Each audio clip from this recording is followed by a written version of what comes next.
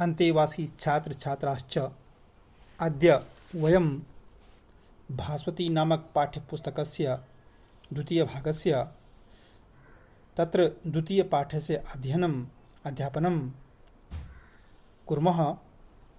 पाठस्य नाम अस्ति न त्वं शोचितुमर्हसि। अयं संदेशः अस्ति आपके लिए शोक करना उचित नहीं।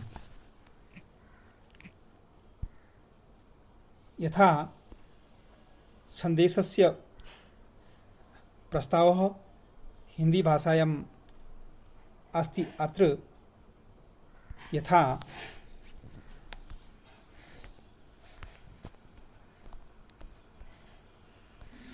सर्वप्रथम यथा संस्कृत साहित्य में अश्वघोष की गणना भास एवं कालिदास जैसे उच्चकोटि के महाकाव्यों में की जाती है। दार्शनिक महाकाव्य अश्वघोष की कृति बुद्ध चरितम का संस्कृत साहित्य में अद्वितीय स्थान है। अश्वघोष का लक्ष्य बुद्ध के उपदेशों को काव्य के माध्यम से जनसाधारण तक पहुंचाना था। प्रस्तुत पाठ बुद्ध चरितम के 6ठे सर्ग से संकलित है। इसमें जब सिद्धार्थ महाभिनिष्क्रमण के लिए गृह त्याग करते हैं तब सारथी छंदक उन्हें भार्गव आश्रम तक पहुंचाता है। वे वहां से अकेले आगे जाने का ही निश्चय करते हैं। छंदक को राजमहल की ओर जाने के लिए कहने से पूर्व वे उसकी स्वामी भक्ति की प्रशंसा करते हैं। अपने सारथी छंदक के माध्यम से राजकुमार सिद्धार्थ राजा के पास संदेश भेजते हैं कि यह संसार असार है और इस संसार में वियोग अवश्यंभावी है, अतः मेरे वनवास चले जाने पर आपके लिए शोक करना उचित नहीं है। इस तरह से इस पाठ का सभी श्लोकों का पहले आदर्श वाचन किया जाएगा और उसके बाद छात्रों के माध्यम से अनुकरण वाचन के माध्यम से निरंतर अभ्यास करने का प्रयत्न किया जाएगा। ततो मूर्ता विद्युते जगत चक्षुषी भास्करे भार्गवस्याश्रम पदम स ददर्श नृणाम वरः सुप्तो विश्वस्त हरिणम स्वस्थ स्थित विहंगमम विश्रांति इव यदृष्ट्वा कृतार्थ इव चाभवत् स विस्मय निवृत्त्यर्थम तपः पूजार्थमेव च स्वाम चानुवर्तां रक्षयन् न स्वपृष्ठादवातरत् अवतीर्य च परस्पर्शः निस्तीर्णमिति वाजिनं छन्दकं चाब्रवीत् प्रीतः स्नापयन्निव चक्षुषा इमं तार्क्ष्योपमजवं तुरंगमनुगच्छता दर्शिता सौम्य मद्भक्तिर्विक्रमश्चायमात्मनः को जनस्य फलस्थस्य न स्यादभिमुखो जनः जनी भवति भूयिष्ठं स्वजनेपि विपर्यये। इत्युक्ता स महाबाहुरनुशंस चिकीर्षया भूषणान्यवमुच्यास्मै संतप्त मनसि ददौ मुकुटाद्दीपकर्माणं मणिमादाय भास्वरं ब्रुवन् वाक्यमिदं तस्थौ साधित्य इव मंदरः अनेन मणिना छंद प्रणम्य हुसो नृपः विज्ञाप्यो मुक्त विश्रम्भं संताप विनिवृत्तये जरा मरणनाशार्थं प्रविष्टोऽस्मि तपोवनं न खलु स्वर्गतर्षेण नास्नेहेन न मन्युना तदेवमभिनिष्क्रान्तं न मां शोचितुमर्हसि भूत्वापि हि चिरं श्लेषः कालेन न भविष्यति ध्रुवो यस्माच्च विश्लेषस्तस्मान् मोक्षाय मे मतिः विप्रयोगः कथं न स्यात् भूयोऽपि स्वजनादिति यदपि स्यादसमये यातो वनमसाविति अकालो नास्ति धर्मस्य जीविते चञ्चले सति एवमादि त्वया सौम्य विज्ञाप्यो वस्तुतः पर्यतेथास्तथा चैव यथा मां न स्मरेदपि अपि नैर्गुण्यमस्माकं वाच्यं नरपतो त्वया नैर्गुण्यात्यजते स्नेह स्नेहत्यागान् न शोच्यते। एवं उचितम्।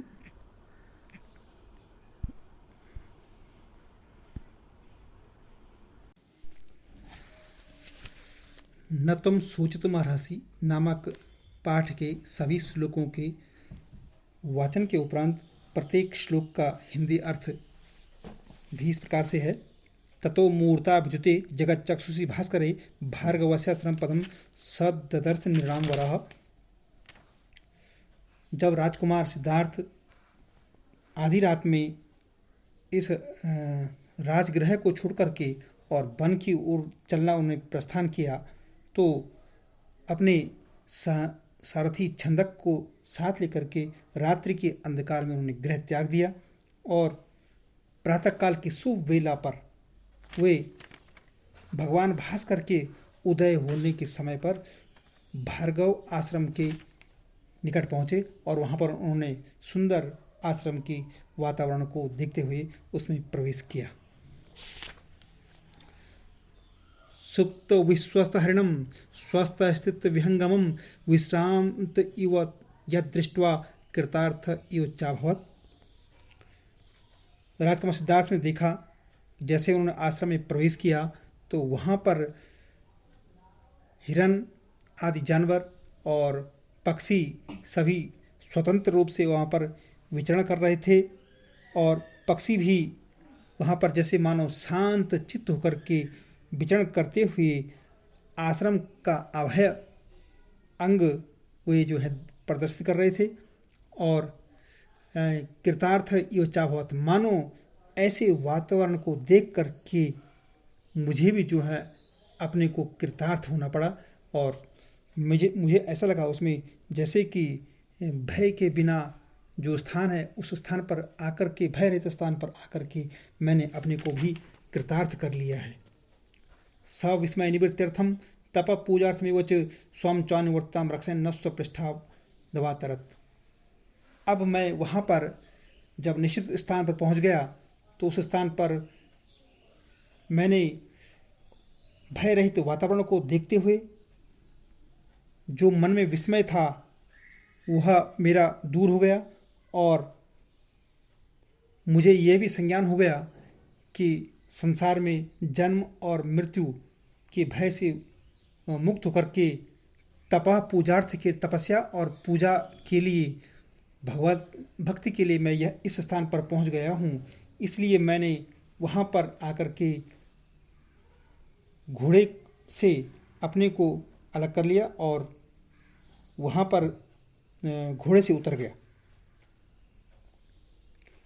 इसलिए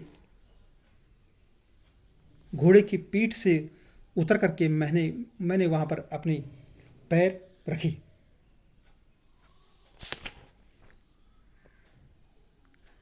अवतीरे च पास्पर्शा निस्तीर्णमिति वाजिनम छंदकम चा प्रीतः स्नापयन् निवचक्षुषा। राजकुमार सिद्धार्थ ने सबसे पहले घोड़े से उतरकर और घोड़े की पीठ को सहलाया, पास्पर्शा उसका स्पर्श किया। अवतीर्च पास्पर्शा निस्तीर्णमिति वाजिनम और घोड़े को बड़े प्यार और दुलार से सहलाया और सिद्धार्थ घोड़े के प्रति अपनी कृतज्ञता को भी अपने भावों से दिखा रहे हैं। इस प्रकार से उन्होंने ये सोचा कि जिस घोड़े ने मुझे यहाँ तक पार करवाया है और उसके सारथी छंदकम चा ब्रवीत प्रीतः और छंदक के प्रति भी सारथी छंदक के प्रति भी वे प्रीतिपूर्वक अपना भाव प्रकट किया। स्नापन्य चक्षुषा मानो स्नेह भरी दृष्टि से सारथी छंदक को निहारते हुए उन्होंने प्रसन्न भाव से वचन कहे।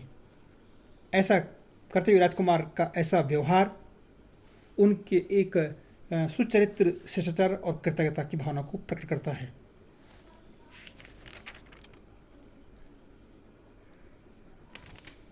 इमं तारक्ष्योपजवम तुरंगमन गच्छता दर्शता सौम्य मद्भक्तिर विक्रमश्चायमात्मनः। उन्होंने छंदक के प्रति जो उसकी गुणवत्ता को घोड़े की गुणवत्ता को प्रकट किया कि ऐसा घोड़ा जो कि गरुड़ की गति के समान चलने वाला है, ऐसे गरुड़ की गति के समान चलने वाले घोड़े का सारथी बन करके हे सौम्य, हे छंदक, तुमने मेरे प्रति जो भक्ति और जो पराक्रम प्रदर्शित किया वो वास्तव में स्वामी भक्ति का एक आत्मीय गुण है। निश्चय ही तुम मेरी एक प्रशंसा के पात्र हो।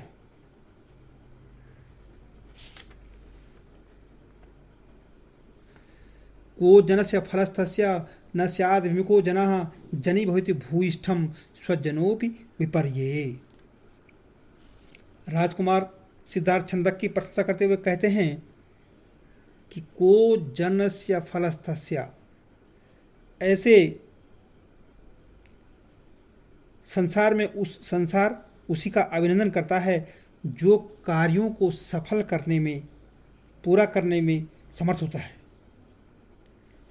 उसे आरंभ भी करता है और उसे सफल भी करता है।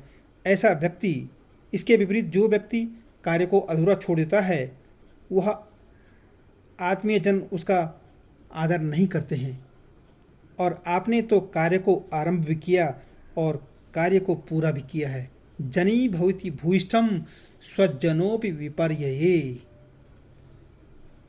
और जो किसी कार्य को आरंभ करते हैं, पूरा नहीं करते हैं, वे ठीक इसके विपरीत होते हैं। वे अपने जनों के प्रति जो हैं प्रिय भी नहीं होते हैं और उनका सम्मान भी नहीं होता। इसलिए आपने यह राजकुमार के द्वारा कहा गया कि आपने विनम्रता और कृतज्ञ मेरे प्रति जो यह कृतज्ञ कार्य किया है, यह बारंबार प्रशंसनीय है।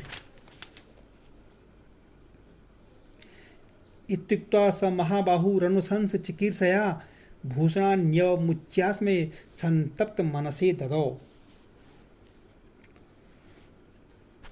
इस प्रकार से राजकुमार सिद्धार्थ सारथी की जो छंदक की जो स्वामी भक्ति और पराक्रम था, उसकी प्रशंसा करते हुए महाबाहु लंबी भुजाओं वाले सिद्धार्थ ने उनके छंदक के द्वारा किए कार्यों की प्रशंसा की और भूषणानि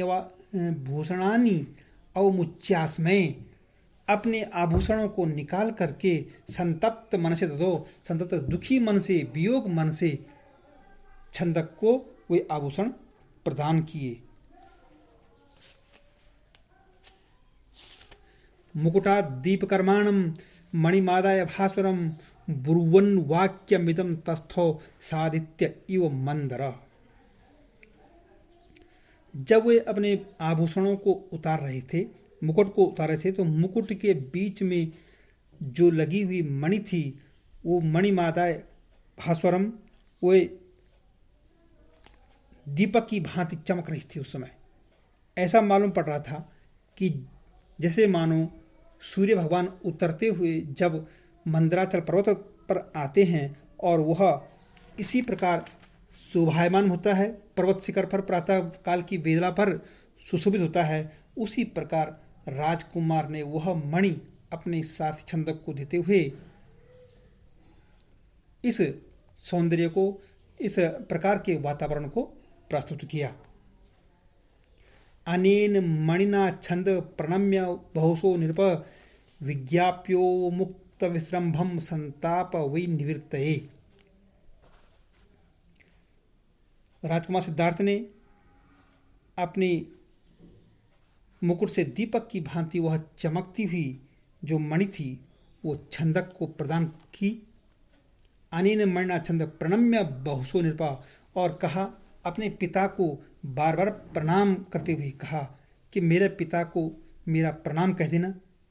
विज्ञाप्य मुक्त विश्रंभम, और क्योंकि मेरे पिता बड़े संताप को प्राप्त होंगे, बड़े दुख को प्राप्त होंगे, क्योंकि मैं घर पर इस प्रकार से बिना बताए ही, जानकारी दिए बगैर ही घर से तप के लिए निकल गया हूँ, वन के लिए निकल गया हूँ। इसलिए पिता को बड़ा दुख होगा, क्योंकि पिता का स्नेह पुत्र के प्रति तो स्वाभाविक होता है, इसलिए पुत्र का वियोग पिता को विचलित कर सकता है।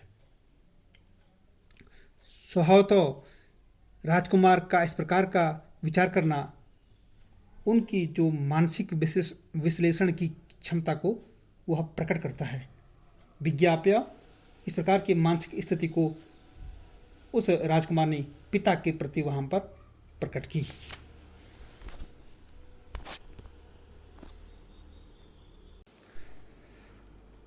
जरा मरण नाशार्थम परविष्टोस्मि तपोवनम न खलु स्वर्ग तर्षेण ना स्नेहेन न मन्युना।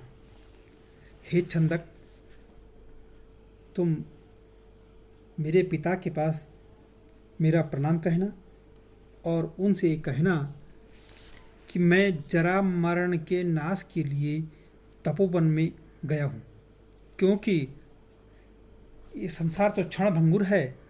एक दिन बुढ़ापा है, एक दिन मरण है, और इस प्रकार से जीवन का सांसारिक नाश है।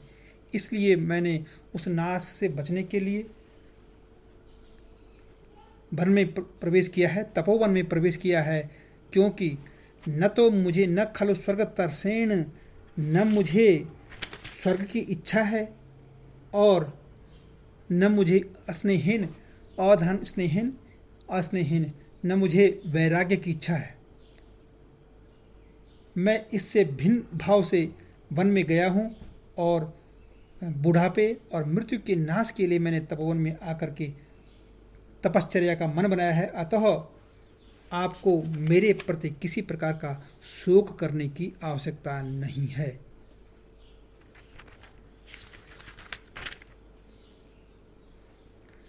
तदेवमभिनिष्क्रान्तं न मां शोचितुमर्हसि भूत्वापि हि चिरं श्लेषः कालेन न भविष्यति।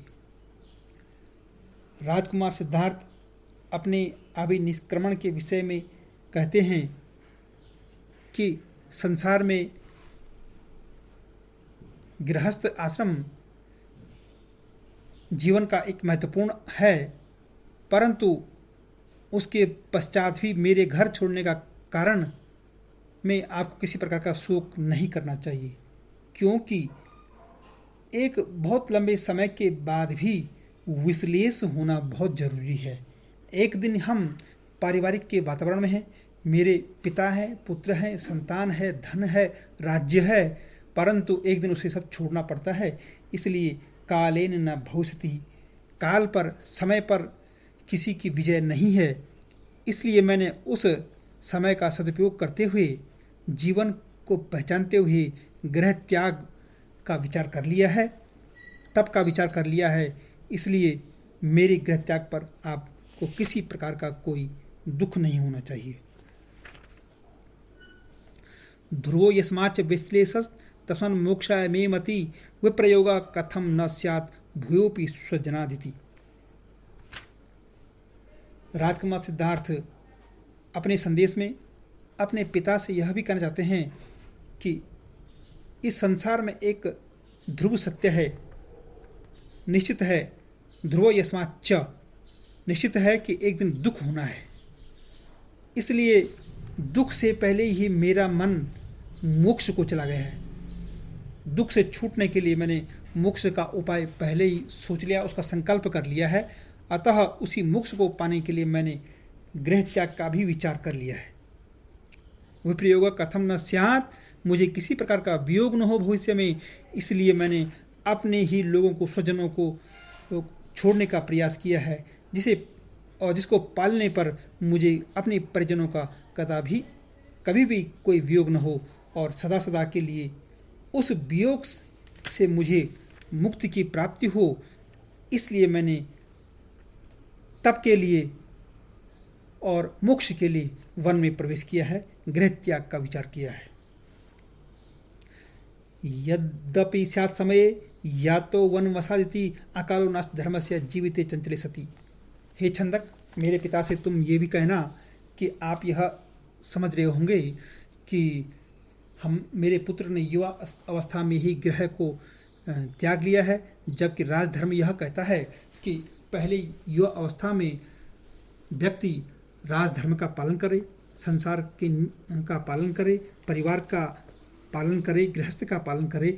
मैंने उसके विरुद्ध कार्य किया है ऐसा सोचेंगे, परंतु मेरा ये संदेश है कि मैंने कोई धर्म विरुद्ध कार्य नहीं किया है। शायद असमय, मैं असमय पर समय से पहले ही वन में चला गया हूँ, ऐसा सोचने का कोई विचार नहीं है, क्योंकि धर्म का कोई निश्चित समय नहीं है, यह अनिश्चित है। और मनुष्य की जब भी बुद्धि धर्म के प्रति प्रकट हो जाए, धर्म के प्रति लग जाए तो उसका सेवन कर लेना चाहिए। जीवन तो क्षणभंगुर है और न जाने कब यह जीवन नष्ट होता है, फिर जो है जीवन का जो सत्य है वह प्राप्त नहीं हो पाएगा।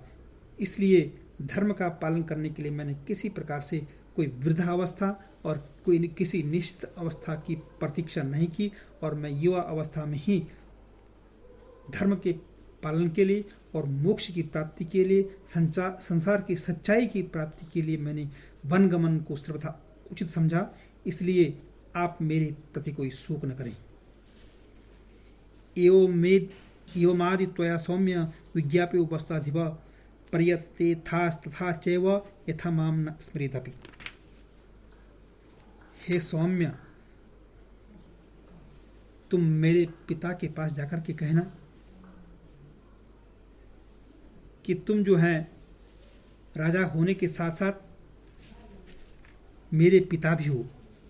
विज्ञाप्य वस्त्राधिपा, आप वस्त्राधिपी हैं और हम भी आपकी ही संतान हैं। इसलिए पुत्र का वियोग सहना और भुला पाना दोनों काम आपके लिए बड़ी कठिन है। इसलिए हे छंदक, तुम मेरे पिता को ऐसा उपदेश देना, पर्यतेस्था तथा चैव यथा माम न स्मरेदपि, जिससे वे मेरा स्मरण नहीं कर सके, ऐसा तुम प्रयत्न करना। ऐसा संदेश उन्हें देना कि जिससे उनका मन शांत हो जाए और मेरे द्वारा जो यह प्रस्थान किया गया है, महाभिनिष्क्रमण किया गया है, उसको वो सत्य समझें, सही समझें और मेरे प्रति और अपने पुत्र के प्रति किसी प्रकार का वियोग न करें, मेरा स्मरण न करें। ऐसा ही छंदक तुम प्रयास करना। अपि नैर्गुण्यमस्माकं वाच्यं नरपतो त्वया नैर्गुण्य त्यजते स्नेह त्यागन न सोचते। राजकुमार सिद्धार्थ अपने पिता के प्रति फिर कहते हैं कि हे छंदक, तुम मेरे पिता के पास नैर्गुण्यम अस्माकम मेरी निर्गुणता को प्रकट करना। वाच्यम नरपतो त्वया, नरपति राजा के पास जाकर के तुम जो है तुम्हारे द्वारा मेरे लिए ऐसे विचार, मेरे प्रति ऐसे विचार रखे जाएं जिससे कि मेरे पिता मेरे निर्गुणी होने का एक अपने मन में विचार रखें और मेरे प्रति स्नेह को त्याग दें, उन्हें किसी प्रकार का कोई दुख न हो। इस प्रकार से शोक को दूर करने के लिए अन्य उपायों के साथ साथ मेरी गुणहीनता के बारे में तुम जो है अवश्य विचार रखना, जिससे मेरे गृह त्याग करने पर स्नेह त्याग न सोचते। इसलिए मेरे गृह त्याग करने पर वे किसी प्रकार का किसी को भी, मेरे पिता को और अन्य किसी को भी किसी प्रकार का कोई शोक न हो, कोई दुख न हो, बिछोड़ने का कोई दुख न हो, ऐसा राजा के प्रति मेरी बातें रखना और मेरी निर्गुणता को वहाँ पर प्रकट करना और उनके दुख को कम करने का प्रयास करना।